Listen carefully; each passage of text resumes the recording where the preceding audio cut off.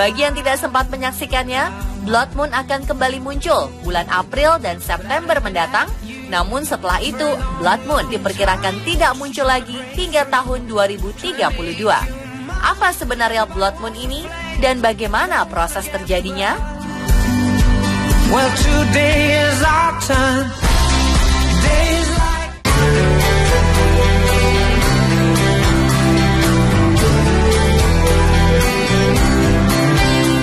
Blood Moon adalah salah satu dari fenomena gerhana bulan.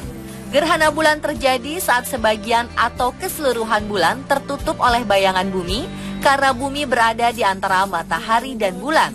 Posisi ini membuat sinar matahari terhalang oleh bumi sehingga tidak sampai ke bulan. Gerhana bulan ada dua jenis, yaitu gerhana penumbra dan gerhana umbra. Kedua jenis ini ditentukan berdasarkan posisi bulan terhadap bayangan bumi. Para pakar astronomi membagi lagi posisi bulan pada gerhana penumbra. Jika posisi bulan sebagian tertutupi oleh penumbra bumi dan sebagian lagi tidak, maka dinamakan gerhana penumbra sebagian.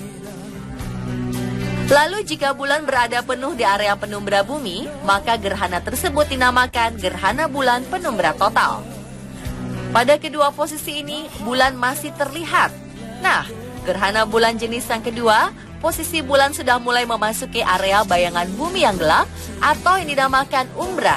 Gerhana bulan umbra juga dibagi dua, yaitu gerhana bulan umbra sebagian terjadi ketika sebagian bulan berada pada wilayah umbra, sebagian lagi berada di wilayah penumbra.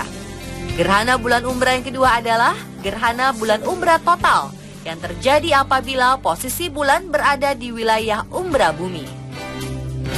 Pada posisi gerhana ini, jika dilihat dari sudut pandang manusia di bumi, seharusnya bulan tidak akan tampak. Namun ternyata bulan justru berwarna merah. Inilah yang kerap dinamakan Blood Moon. Mengapa ini bisa terjadi? Para ahli fisika meneliti bahwa merah darah pada bulan itu berasal dari pantulan atmosfer bumi. Cahaya matahari yang bulan memang tertutup oleh bumi, tetapi bumi memiliki atmosfer yang masih bisa membiasakan cahaya merah dari matahari. Sehingga bulan tidak gelap total, melainkan berwarna merah, tembaga, jingga, atau coklat. Hal ini bisa mudah dijelaskan jika manusia berdiri di bulan seperti ini. Jika Anda penasaran dan ingin melihat peristiwa ini secara langsung, Anda bisa menyaksikannya pada bulan April dan September tahun ini. Pastikan tidak melewatkannya tahun ini, karena gerhana langka ini tidak akan muncul lagi hingga tahun 2032. Tidak seperti gerhana matahari, gerhana bulan ini bisa dilihat dengan mata telanjang dan tidak berbahaya sama sekali. Jika dipandang mata, bulan berwarna merah itu indah. Namun beberapa peneliti mengatakan bahwa warna merah pada bulan merupakan indikator kualitas udara di suatu kota.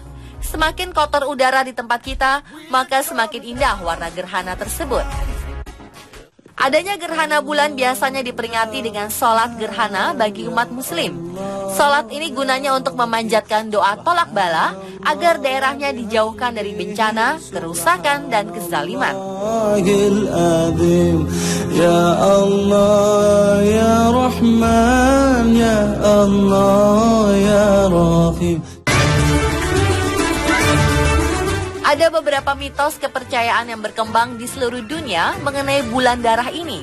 Menurut kepercayaan suku Hupa di California bagian utara, terjadinya gerhana bulan darah tetrat merupakan pertanda bahwa bulan sedang terluka karena diserang oleh peliharaannya sendiri. Mereka percaya bahwa bulan punya hewan peliharaan.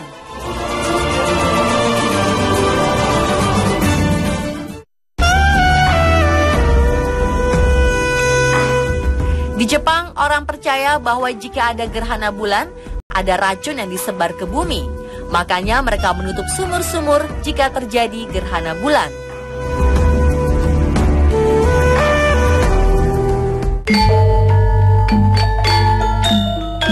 Di Jawa, gerhana bulan merupakan pertanda adanya raksasa Butokala yang memakan bulan. Untuk mengusir sang Butokala, masyarakat biasanya akan menabuh lumpang, semacam penumbuk dari besi. Para wanita hamil turut mengolesi perutnya dengan abu sisa pembakaran di dapur agar anaknya tidak dimakan oleh Buto. Itulah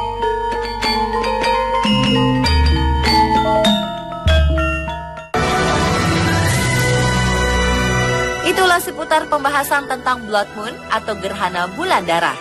Semoga menambah pengetahuan Anda tentang fenomena alam yang terjadi di bumi ini.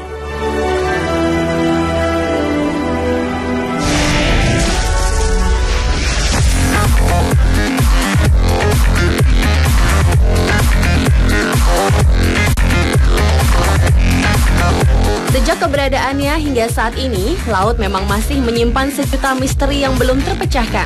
Dari sekian banyak jenis makhluk laut yang ditemukan, para ilmuwan yang melakukan penelitian selama 10 tahun telah menemukan setidaknya 750.000 spesies baru di lautan dengan berbagai macam bentuknya yang semakin memperkaya keanekaragaman fauna yang tersimpan dalam lautan.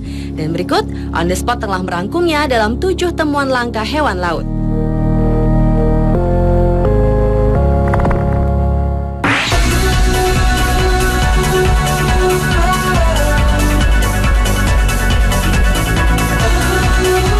Diawali dengan hewan squidward. Sesuai dengan namanya, hewan ini berbentuk seperti cacing, namun memiliki tentakel layaknya cumi-cumi. Makhluk yang ditemukan pada bulan Oktober 2007 ini ditemukan oleh tim peneliti gabungan asal Amerika Serikat dan Filipina dalam misinya untuk menemukan spesies baru di perairan Celebes, Indonesia, Asia Tenggara. Dan ekspedisi yang dipimpin oleh Larry Medin dan Emory Christoph ini juga didukung oleh NOAA dan National Geographic Society.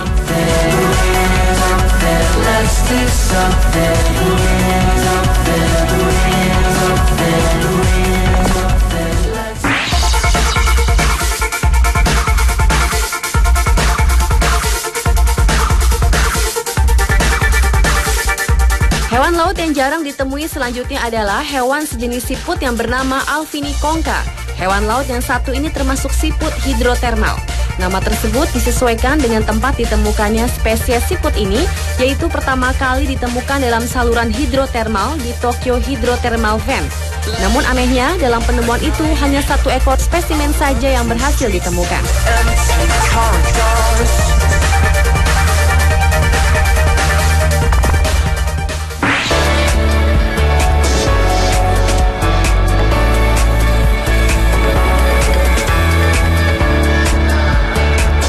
Berikutnya adalah ubur-ubur yang diberi nama Anypiniastes. Hewan laut yang termasuk dalam jenis timun laut ini ditemukan pada kedalaman 2,5 km di bawah permukaan laut.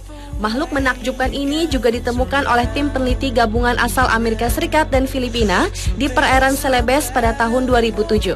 Tim peneliti tersebut memang memilih perairan Celebes karena perairan bagian dalamnya masih jarang dieksplorasi oleh penelitian lain.